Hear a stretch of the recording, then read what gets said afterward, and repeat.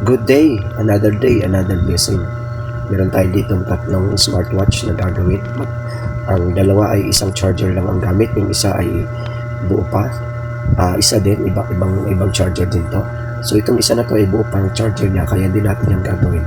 Yung dalawa na yon, isang charger ang gamit at yun ang sira. Alamin natin kung ano ang problema. Pag sirang wireless charger ng smartwatch, ito yung usual na nangyayari. Mga dahilan kung bakit ayaw mag-charge.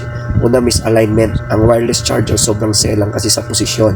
Kahit 2mm lamang ang layo ng coil, hindi na magkukontak. Parang di nagmamatch yung likod ng watch doon sa pack mismo, sa pack niya. So, minsan dumi o dust yung oil niya, malangis, may pawis, may langis o alikabok sa likod ng watch o kaya doon sa charger mismo, yung dumi, nagiging barrier yon. O kaya naman sira ang cable or adapter. Minsan hindi yung charger mismo kundi yung USB cable or adapter na ginagamit mo. Yun ang balak kong palitan talaga dito. Pero hindi yun ang naging problema. Minsan naman ito yung overheat protection pag sobrang init ng watch or minsan yung charger din nag-iinit. So auto stop yan, charging na yan para di masira ang battery. Pareho kasi may protection parehas dalawa. Kung minsan naman sira na yung coil, no, ng pareho may coil yan yung watch and yung charger, may coil din yan. Pag nabagsak o tagal nang ginagamit, nasisira yung charging coil sa loob ng charger o kaya dyan sa mismo sa watch niya.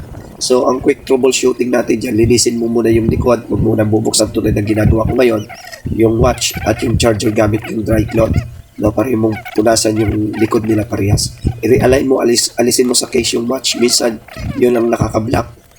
At try lang na ibang cable adapter na gamitin mo, mga 1 amperes na 5 volts or 2 amperes. Wag mo na yung fast charger kasi baka masira yung coil ng watch, no? Pag wala pa rin, yun na nga, malamang sira na yung charger katulad nito. At salamat dahil hindi coil at hindi rin cable, no? Ang aking duda dito ay cable lang. So pero hindi pala, resolder ang ginawa natin dito dahil may mga cold solder sa bahaging ito ng mga piyesa na yan. Kaya resolder ang ginawa natin. So okay na siya kasi kung charger lang, minsan ito charger lang ang sira. Ang mura ito pero mga nasa 200 din ang mga prices nito.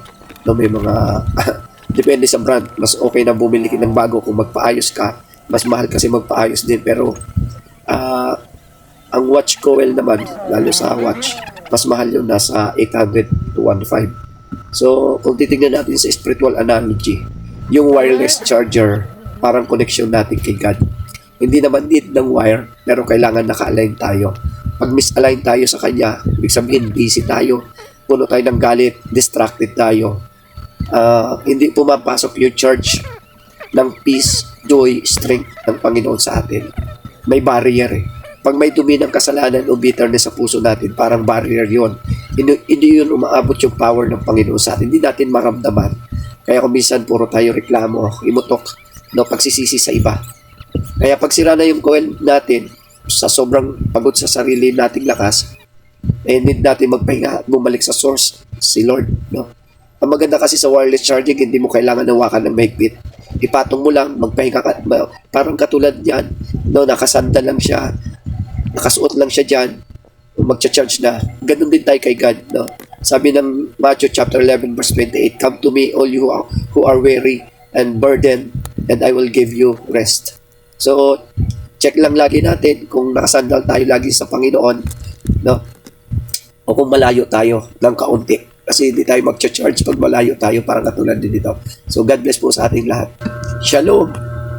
Like, follow, and share po sa video natin at sa mga iba pang mga tutorial na gagawin po natin na mapapanood at magkaroon po tayo ng marami aral at idea sa buhay or idea at aral sa buhay. Salamat. God bless.